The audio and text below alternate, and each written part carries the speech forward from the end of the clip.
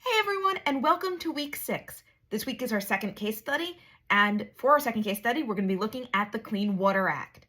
So we're going to ask ourselves some big questions. First, what is the Clean Water Act? Why was it made? And what's its status today? Second, how does it help the government regulate the environment? And third, what can we learn about environmental politics by looking at the Clean Water Act? So we start with one reading and one video that introduce us to the Clean Water Act. So the first reading is from the EPA, and it tells us a bit about the Clean Water Act and its major amendments, as well as its current status. Now you notice the page is slightly weirdly organized. There's a brief overview, and then if you scroll down, there's a sort of big text box with kind of a graphic in it about, I think it's the Clean Water Act of 40 or something like that. And if you scroll within that text box, that's where you find the rest of the reading for that particular article. So be sure to do that and look in that text box, because that's where a lot of the information about the amendments and the current status of the law actually it's located.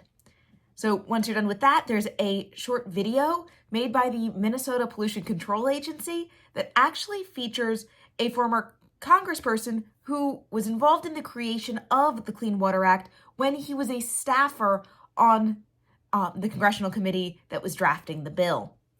So congressional staffers are actually individuals who are hired by Congress either to work in committees or to work for individual Congress members. And these staffers then do a lot of the day-to-day work of Congress, even though they're not our elected Congress members, right? Because Congress members can't do everything all at once, so they need staff to help them. So congressional staffers work, again, for Congress members or potentially for a congressional committee like this one did. So he tells us a bit about how the Clean Water Act was made as someone who was there when it was made. And he talks a bit more about how the Clean Water Act looks today, but again, focusing on that history of the politics around when it was made. And because he was there, he can give us some really interesting insights into that political environment. We also do have an infographic that helps introduce the Clean Water Act. It gives us some information about point source solution. So one of the things the Clean Water Act does is it regulates discharge from certain point sources. And this tells us what exactly point sources are, because it's a pretty major provision of the Clean Water Act, but point source is not something that we generally use in everyday life, so it's important to know what that actually means. After those sort of foundational readings and viewings, we have a quick reading on the Clean Water Act at 50. And this is written by the GAO, which is the Government Accountability Office. And that is an office within Congress that is nonpartisan and filled by congressional staffers rather than Congress members. So it does a lot of research for Congress and issues these reports sort of tell us the status of laws that Congress has passed. So you can skim the background info section of this because it does give a lot of background that you've already looked at. And then focus on the last couple sections, especially what are the sources of pollution in our waters, and then the two right after that. That's going to give us a lot more information about the status of the Clean Water Act today. After that, we turn to Kearney's blog. Kearney is actually a political scientist and a professor of public policy who has this blog where he summarizes a lot of the major theories in public policy and policymaking. We don't really get very deep into policymaking in this class since we are not a public policy class. However, it's worth looking at a couple theories, including this theory of social construction of target populations.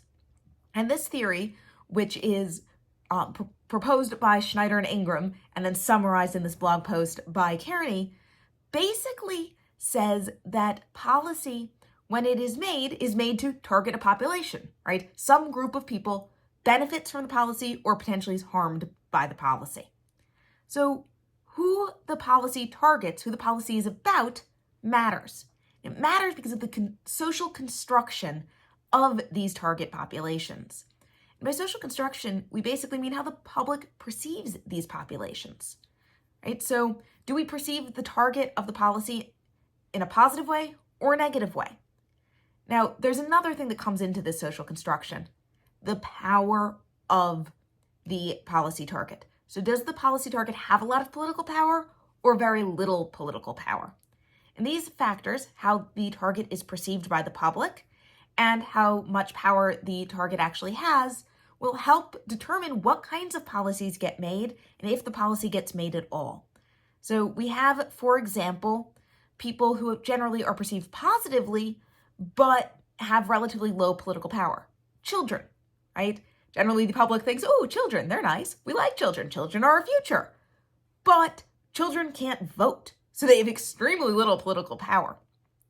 So if a problem affects children, is it going to get resolved? Well, maybe, because the public does like kids and does want to protect kids, but kids don't have a lot of power. So it may be that for a problem that involves kids to get resolved, the problem may have to escalate to sort of a crisis situation. As we saw last week, crises can motivate policymaking. But as Schneider and Ingram say, to sort of complicate things, they can, but actually the target still really matters and makes a difference for whether the crisis will really motivate policymakers or not.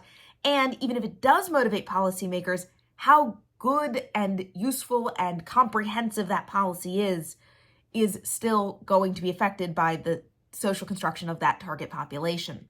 So maybe a policy will be made if the issue affects these dependents, these children, but it won't be a particularly good or comprehensive policy. And by good, I just mean good as in good at solving the problem, not good in a moralistic sense. So the policy target matters, at least according to Schneider and Ingram. And they say that that's why issues like poverty and racism haven't always been addressed in the US, because the targets of those policies and because they need really complex solutions, and maybe because of the targets of the policies, we're not really willing to put in these targets, these big complex policies. So this then leads us to our final reading. Our final reading is about the water crisis in Flint, Michigan. You might remember hearing about this. The tap water in Flint was extremely badly polluted. There was lead in it, but also other harmful chemicals. And in addition, a bacterial outbreak of Legionnaire's disease. So the water was bad. If you were in Flint, Michigan at this time, you would not want to drink the tap water. And the NRDC, which remember is the National Resource Defense Council, and specifically a nonprofit, they put out a really great sort of info sheet about Flint, Michigan, and they were involved a lot in trying to fix the problem and in trying to get public attention towards fixing this problem. So check that out, because you'll see that maybe the policy solutions that were put into place that actually caused the problem in the first place may have been allowed to be sort of not that great, may have been allowed to have these consequences that caused a problem because the people who would be affected by the consequences, and maybe possibly then it wasn't solved as quickly or as comprehensively because, as Schneider and Ingram would say, the people affected most were really dependents in their schema of social construction of policy targets. Now, that is not the only story we could tell with Flint, Michigan. There are other explanations for the policymaking process here, what went right and what went wrong. But because this is all about clean water, or in the case of Flint, polluted water, and how we can clean it up, it's very relevant to this week. So we can use that to sort of illustrate this big policy idea. So this week as well, you have some optional readings. There's a video from the New York Times about New York City's water usage that provides some interesting context, because as we talk about clean water, we've also got to remember that globally, there is potentially a water crisis, and certainly in certain localities, there are water shortages a lot. If you ever lived in Southern California, you know that droughts and water rationing are relatively common.